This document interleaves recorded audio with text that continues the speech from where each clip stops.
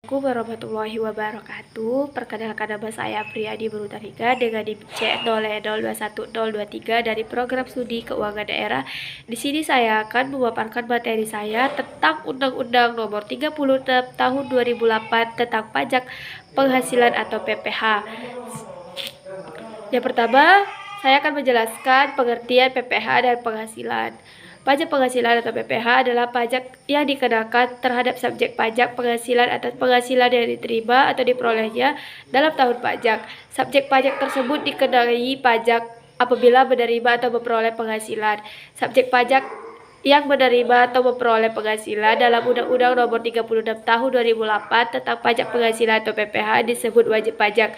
Wajib pajak dikenai pajak atas penghasilan yang diterima atau diperolehnya selama 1 tahun pajak, atau dapat pula dikenai pajak untuk penghasilan dalam bagian tahun apabila kewajiban pada subjektifnya dimulai atau berakhir dalam tahun pajak. Penghasilan adalah setiap tambahan kemampuan ekonomis yang diterima atau diperoleh wajib pajak, baik yang berasal dari dalam negeri maupun di luar negeri, dipakai untuk dikonsumsi atau menambah kekayaan wajib pajak yang bersangkutan dengan nama atau berbentuk apapun.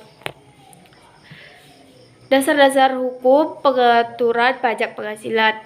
Pajak penghasilan atau PPh di Indonesia diatur pertama kali dengan Undang-Undang Nomor 7 Tahun 1983 dengan penjelasan pada Lembaga Negara Republik Indonesia tahun 1983 Nomor 50. Selanjutnya berturut peraturan itu diamandemen oleh Undang-Undang Nomor 7 Tahun 1991, Undang-Undang Nomor 10 Tahun 1994, Undang-Undang Nomor 17 Tahun 2000, dan Undang-Undang Nomor 36 Tahun 2008.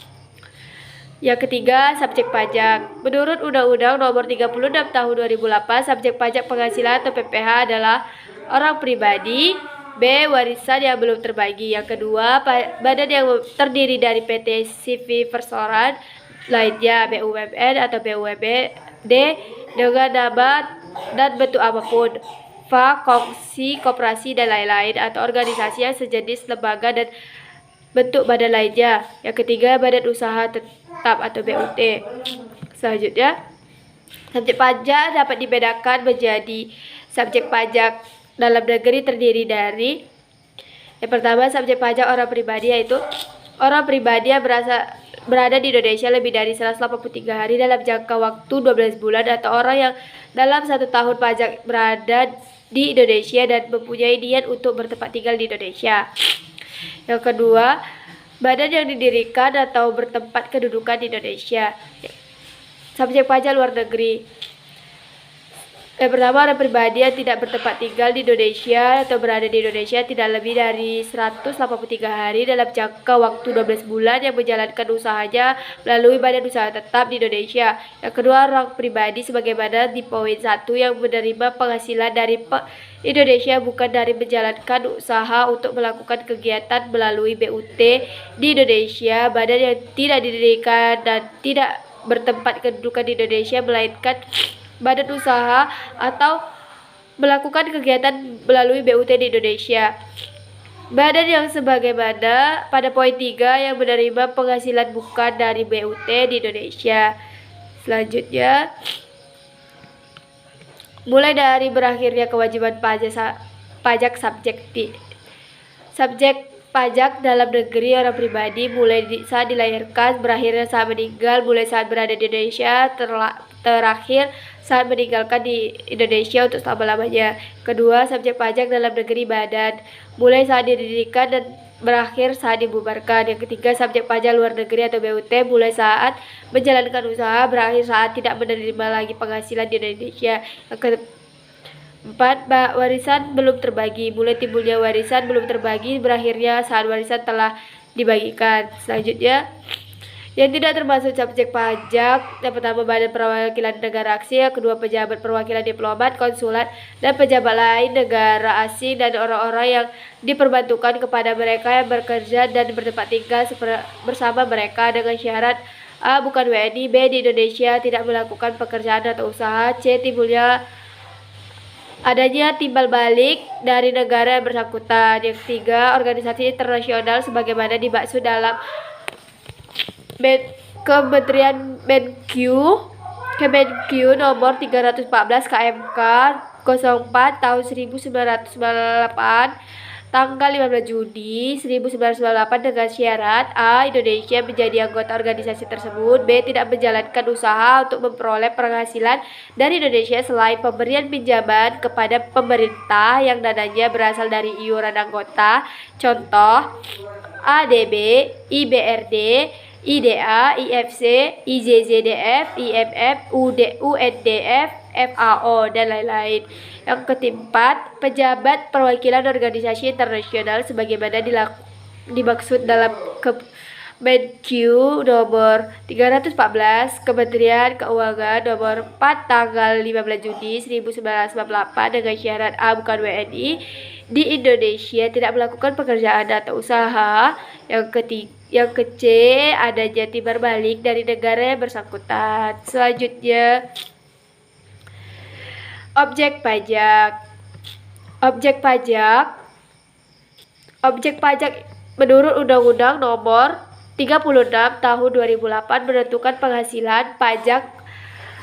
Yang pertama, arti penghasilan objek pajak. Bagi wajib pajak dalam negeri, setiap kemampuan hak ekonomis yang diterima atau diperoleh wajib pajak baik dari Indonesia maupun dari luar Indonesia yang dapat dipakai untuk konsumsi atau untuk menambah kekayaan wajib pajak yang bersangkutan dengan nama dan dalam bentuk apapun, termasuk A. penghasilan atau imbalan atas pekerjaan atau jasa yang diterima, gaji, upah, tunjangan, honorarium, komisi, bonus, pensiun, dan lain-lain. B. hadiah dari undian atau pekerjaan atau kegiatan dan penghargaan. C. laba usaha. D. keuntungan karena penjualan atau pengalihan harta kecuali yang ditetapkan oleh Menteri Keuangan. E. penerimaan kembali persyaratan pajak yang telah dibebankan sebagai biaya pajak.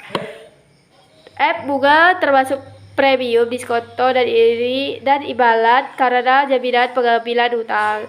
G. dividen dengan nama dan dalam bentuk apapun, termasuk dividen dari perusahaan asuransi. Kepada pemegang polis dan pembagian sisa hasil usaha koperasi termasuk dividen yang diterima WP orang pribadi dikenakan PPh Pidal pasal 4 ayat Undang-Undang Nomor 36 Tahun 2008 maksimal 10%. H. royalti. I. sewa dan penghasilan sehubung dan penggunaan harta. Z. penerimaan atau pengelolaan pembayaran berkala. K. keuntungan karena pembebasan utang. L. selisih revaluasi aktiva tetap. M. keuntungan karena selisih kurs mata uang asing.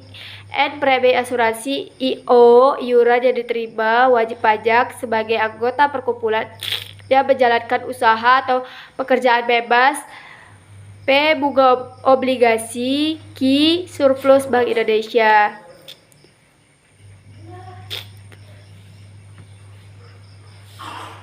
Selanjutnya, arti penghasilan dan objek pajak bagi wajib pajak luar negeri. Penghasilan terbatas pada penghasilan yang bersumber dari Indonesia, di samping juga terbatas penghasilannya yang dibayarkan atau terhutang oleh A. badan pemerintah, B. penyelenggara kegiatan, C. bentuk usaha tetap atau BUT, D. perwakilan perusahaan luar negeri dengan penghasilan dalam bentuk sebagai berikut: dividen, bunga, royalti, imbalan, hadiah, pensiun, dan lain-lain.